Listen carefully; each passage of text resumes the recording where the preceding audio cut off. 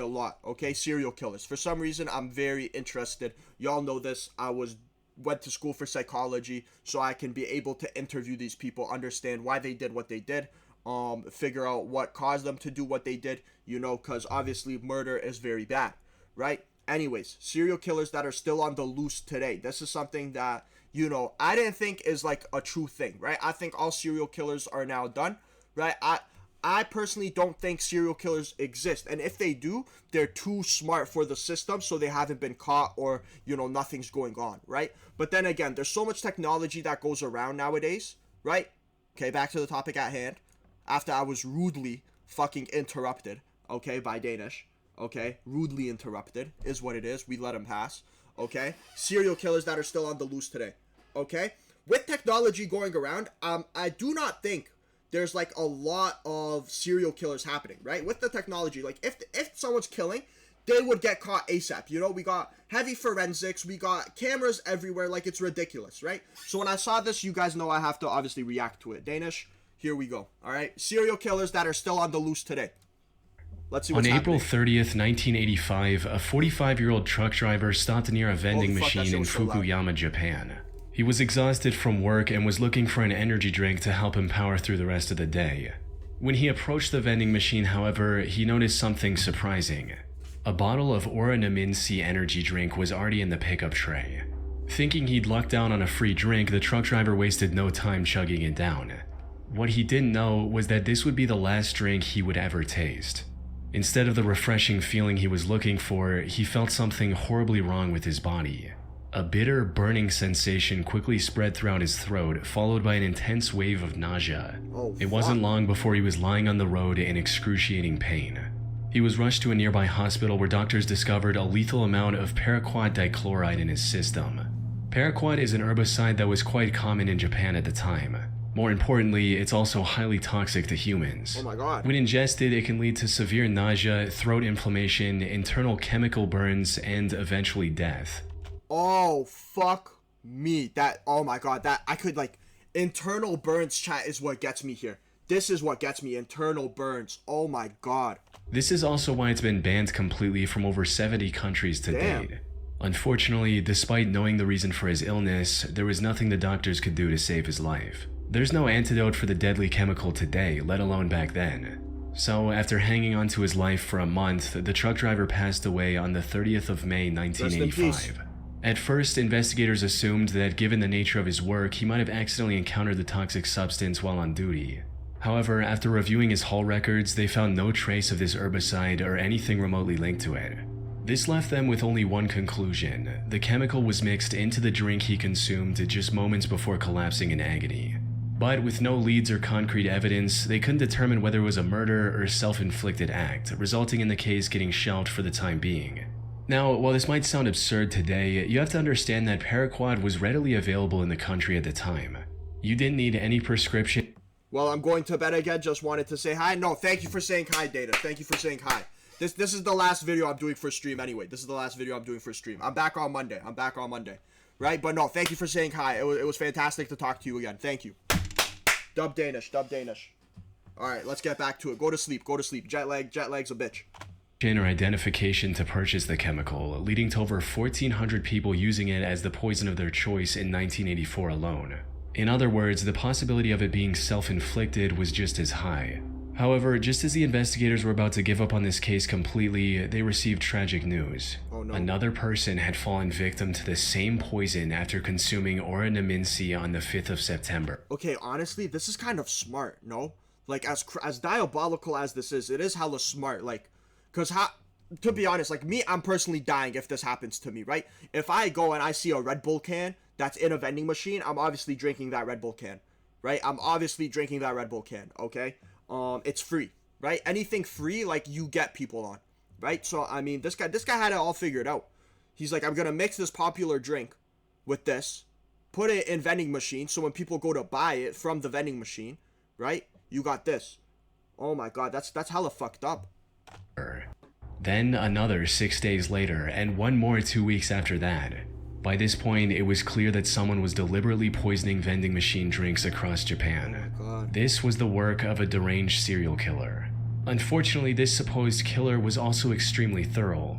He didn't leave any fingerprint or DNA evidence on the drinks he tampered with, and only targeted vending machines with no CCTV cameras nearby. Yeah, smart. As for why his victims willingly drank the unknowingly poisoned drinks he left behind, that had to do with the buy one get one free promotion Oranaminsi was running around the time to entice younger consumers. However, since some people only wanted the one drink, they often left the second free drink near the vending machine as a gift for the next person. Very nice. This was common enough that people didn't find the laced drinks suspicious and drank them without a second thought.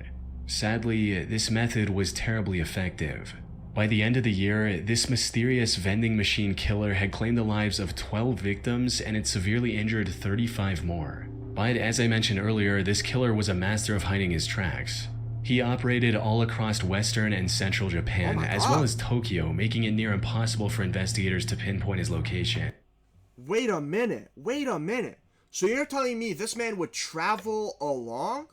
Like this whole thing? No way. Well, I mean, Japan do got what? Bullet trains? They got bullet trains, so you would get there in like 10 minutes? Yeah, maybe. Makes sense. The lack of evidence also made it difficult to figure out his motive. Some speculated that he was doing all this to extort money from Otsuka Pharmaceutical, the company that made Oranaminsi. This is because in 1984, a group called the Mystery Men with 21 Faces threatened to poison food products unless the companies paid them money. So some believed that the vending machine killer was a copycat and wanted something similar. Damn. However, this theory didn't last very long because Otsuka Pharmaceutical didn't receive any demands or extortion letters from the perpetrator. Damn. Additionally, the killer also began using other drinks, like the drink Real Gold and even Coca-Cola. Oh my god. Hiroaki Iwao, a Tokyo professor of criminal sociology, proposed a more disturbing theory regarding the killer's motives. He stated, "It is not uncommon for Japanese who live under tremendous pressure, both on the job and in overcrowded communities, to let out their frustrations by hurting someone else. Wait, it's not uncommon for Japanese who live under tremendous pressure, both on job and overcrowded communities, to let their frustrations out by..." Okay, so... Well, I feel like Japan's culture is kind of weird in a way, right? Because, when I see videos of girls who go to Japan, right, they always get, like, followed or some shit, which is very odd. I mean, like, even though the Japanese community is very safe, like, Japan's very safe, right? I mean, you still got, like, these psychopaths everywhere, I guess, right? Like, this is kind of fucked up. The person responsible may even wait around to see who buys the poison drink. He or she may find this as a kind of exhilarating release from the tensions of life in Japan. Damn. But even if this was the truth, it still didn't bring investigators any closer to catching the suspect. Left with no other options, the authorities turned to the public and launched a nationwide campaign on the 27th of September. They placed signs and distributed leaflets telling people to avoid suspicious free drinks and to properly inspect the cap seals on their beverages before consumption. They also instructed vending machine owners to investigate their stock for any anomalies and told chemical shops to monitor their customers more closely. It's unclear how effective this campaign was, as the number of victims kept increasing even after its launch. Damn. But then something unexpected happened. On the 17th of November, the murder spree stopped completely after the death of a 17-year-old girl. She was the only female to have died from the poisoning. Oh my God. It's possible that the person who committed these atrocities had a moral code against harming women. Though that's nothing more than a bit. Like, it could, like, I don't know if it's necessarily against harming women. What I think it is harming, like, a kid. Like, 17, you're still a kid, right? Probably women as well, right? Like, obviously, these serial killers have their own, like, code of, like, oh, I'm not doing, like, no women or children, right? Which is still hella fucked up, right? But, I mean, damn. Maybe it got to him. Baseless speculation. Due to the complete lack of evidence, the vending machine killer was never identified, cementing this case as one of the most chilling, unsolved mysteries in Japanese history. Oh, I wish they kind of, like, had a list of suspects. Like, these were the suspected people, you know? But, I mean, you don't really got evidence. The guy never did it under no CCTV. Like, damn, he cooked. Little Rock serial stabber. What? On April 11, 2021, the Little Rock Police Department received a distress call from South Pulaski Street regarding a potential homicide. When they arrived at the scene, they found a middle-aged woman lying on the street with stab wounds all over her body. This woman turned out to be 41-year-old Deborah Walker. She was homeless at the time and was living on the streets when this incident happened. She was quickly taken to the hospital where medical staff discovered that she had been stabbed at least 15 times. Despite lying on the street, bleeding for what may have been hours, she miraculously survived and managed to regain consciousness the same day. Investigators also visited her in the hospital to gather any information she could provide about her attacker. Unfortunately, she was attacked somewhere between 1 and 4 a.m. It was still dark outside, and all that she saw was that her attacker was a tall, African-American male with a slender build. Now, in most other similar cases, such limited information would hardly be enough to generate any leads. But in this instance, the description Deborah provided left the investigators in disbelief. That's because her attacker's profile closely matched the perpetrator of another incident that took place about 8 months earlier in the surrounding area. The victim of that incident was 64-year-old Larry Eugene McChristian. Oh my God. He was living in Little Rock with his daughter Sarah, who was on probation at the time. On the 20th of August 2020, he had a medical emergency and was taken to the hospital in an ambulance. He was discharged from the hospital the next morning. However, when the hospital staff tried to contact Sarah so she could pick him up, she wasn't answering her phone. So they gave Larry the information about a nearby homeless shelter and a bus token to get there. Later that day, Sarah came to the hospital looking for her father, only to learn that he'd been discharged hours ago. She then reached out to the homeless facility Larry was told about, but they didn't know anything about his whereabouts either. Oh my God. The only option she had was to file a missing persons report and wait for the police to find Larry. 2 days later, on the 24th of August, Sarah received the call she was waiting for. Tragically, it wasn't the news she had hoped for. According to the official report, the Little Rock Police Department found Larry's body on South Gaines Street at around 2 a.m. They identified him by the hospital discharge papers he had on him. More importantly, he had multiple stab wounds on his body and was unfortunately already dead by the time the police arrived. His death was declared a homicide, and the investigators began looking for clues almost immediately. This proved quite impossible at first, since there were no witnesses and there wasn't anything that could be used as evidence at the crime scene. However, after inspecting the surrounding houses, they had a major breakthrough. Oh my God. The CCTV camera outside a nearby house had captured the suspect walking down the street when suddenly he spots Larry and begins walking towards him. After committing the crime, he tries leaving the area, only to stop, go back, and stab Larry one last time before fleeing. As mentioned earlier, this man matched the profile Deborah gave to the police, leading investigators to believe she was attacked by the same person. While looking into older cases, they also connected the same killer to another murder that happened in the area on September 23, 2020. The victim of this incident was 62-year-old Jeff Welch, another homeless man who was living in an abandoned home. Okay, so see, this is the profile of this guy. This guy kills homeless people, right? That's his profile. His profile is he kills homeless people. But why? On the morning of that day, Jeff's friend found him on the porch of his house with a stab wound on his neck. By this point, the investigators knew they were dealing with a deranged serial killer. However, just as they uncovered the connection between the three attacks, another tragedy unfolded. On April 12, 2023, a day after the attack on Deborah Walker, another one of his victims was found on the Wright Avenue overpass. The only thing in common with these 4 attacks was that they all involved homeless individuals, and they all happened between 1 and 4 a.m. There seemed to be no clear pattern on how the perpetrator selected his targets. This left the Little Rock community terrified to leave their homes, fearing they might become the next victim of the serial killer on the loose.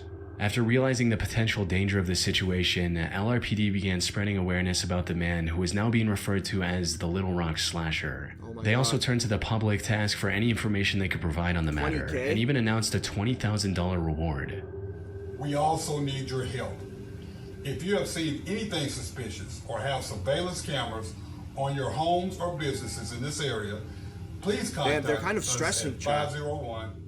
Unfortunately, despite having CCTV footage of the suspect, the Little Rock Slasher was never caught. The case remains a mystery to this day. Damn. Or at least that's what the official reports say. While researching this case, I came across an Arkansas-based blog called the Snarky Media Report. The authors of this blog did their own investigation into the Slasher case, and what they found was shocking to say the least. Put simply, they claim to have found the true identity of the killer after talking to multiple locals and Deborah, who, according to their blog, already knew the identity of her attacker.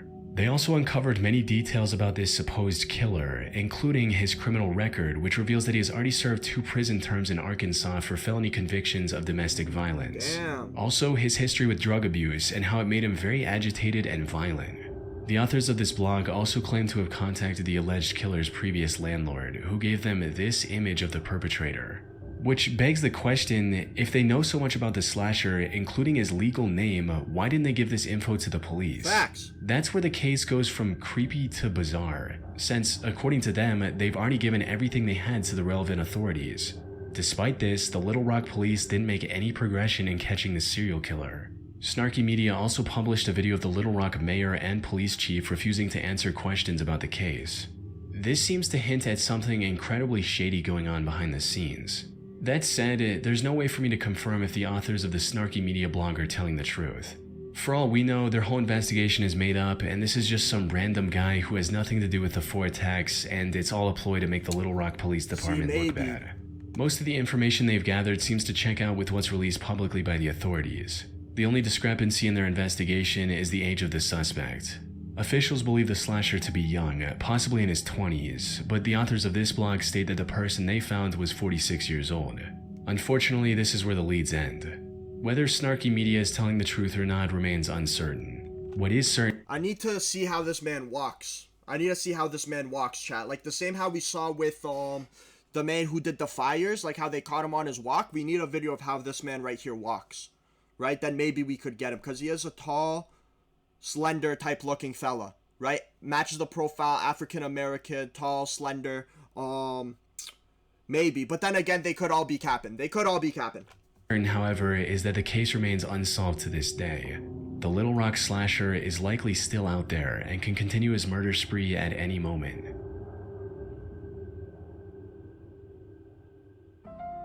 Thanks to Trade Coffee for sponsoring this video. Okay, yeah, no trade. Thank you. Appreciate it. Next up. 21-year-old Patrick select cold brew subscript. On February 17, 1997, 21-year-old Patrick McNeil went out with his friends. He spent the evening out drinking with his friends in the Dapper Dog Bar in Manhattan. During this time, he likely drank more than he could handle, resulting in him throwing up in the bar's bathroom before leaving in a highly unstable and disoriented state. Patrick was then seen turning left onto 90th Street, heading in the direction of the East River. This was the last time anyone would see Patrick alive. Following this night out, Patrick vanished into thin air. Despite extensive efforts, authorities found no leads or clues to his whereabouts.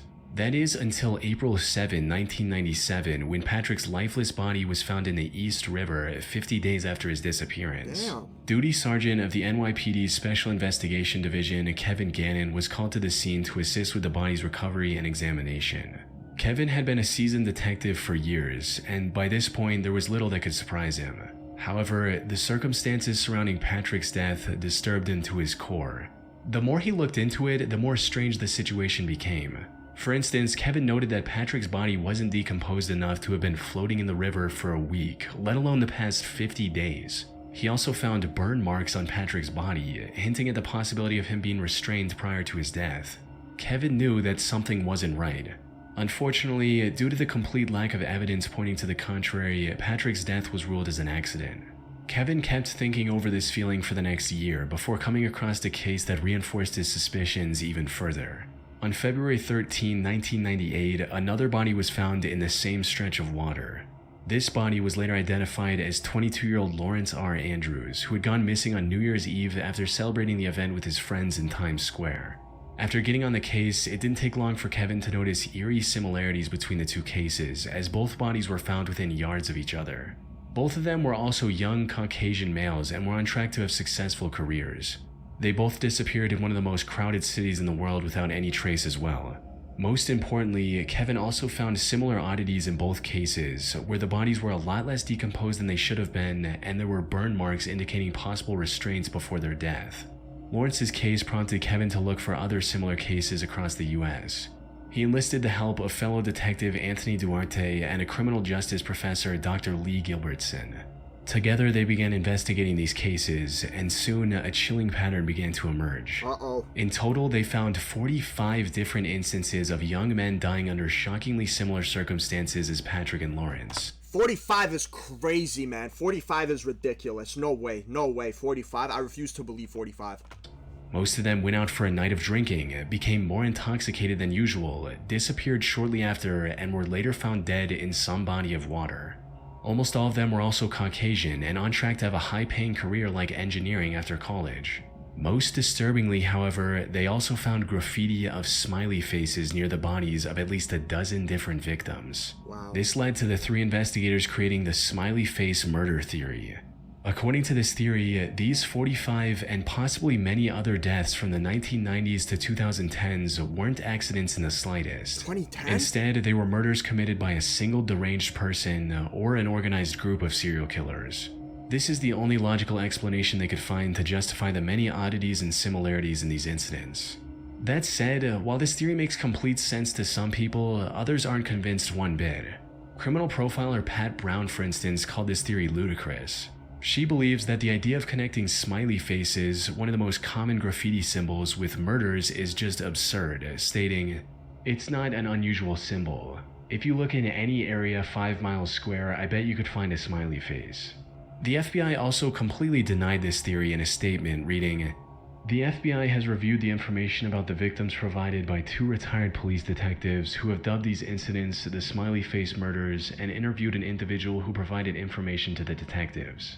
To date, we have not developed any evidence to support links between these tragic deaths or any evidence substantiating the theory that these deaths are the work of a serial killer or killers.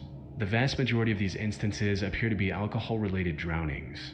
However, despite these setbacks, the 3 men have stuck with their theory. They're still working on finding evidence to back their observations. That said, if their hunch is correct, it would mean one of the most wicked serial killers in American history is still at large today. Yeah, fuck. I mean, chat, I saw something. I don't know if this was real or if it was in a TV show, but there was like some guy also called like the smiley face killer, but he would write letters to news stations to like explain what he did, and then he would put a smiley face in the corner of the letter. So that's what I thought they were talking about with this one, but I guess not. Please? I-70 killer. Okay. Robin Fuldauer was a 26-year-old Indiana University graduate who was working at an Indianapolis Payless shoe source store near I-70 in 1992. The 8th of April was supposed to be her day off. However, just as she was getting ready to relax at home, the employee who was supposed to man the counter called in sick. Left with no other options, her manager called Robin and told her to cover the shift instead.